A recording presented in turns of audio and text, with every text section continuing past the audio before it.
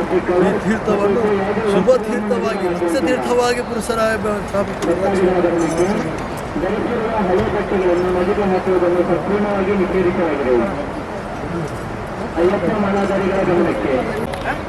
ಆದಂತಹ ಕಚೇರಿಯನ್ನು ತೀರ್ಮಾನ ಮಾಡಿದೆ. ಆದರೆ ಒಂದು ತೀರ್ಮಾನ ನಾನು ಕೊಡ್ತೇನೆ ಏನು ಹೇಳಿದರೆ, ನಾನು ಈ ಕಾಲದಲ್ಲಿ ಅದೆಷ್ಟೋ ಮತ್ಸ್ಯಗಳು ಬಂದಿದೆ ಸೇರಿದೆ.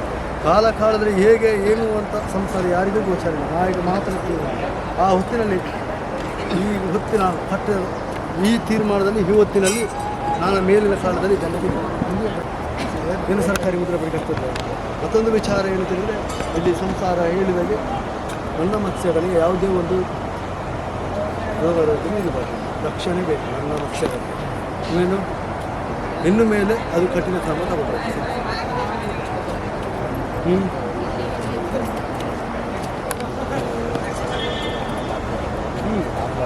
ಚಂದೇ ಪ್ರಭುಕರ್ತಲ್ಲ ಚಂದ ಪ್ರಭುಕರ್ತಲ್ಲ ಸಂತೋಷದಲ್ಲಿ ಮೂರ್ತವಾದ ಹಲಿಗೆಯಲ್ಲಿ ನನ್ನ ಮತ್ಸ್ಯಗಳಿಗೆ ಅಕ್ಕಿ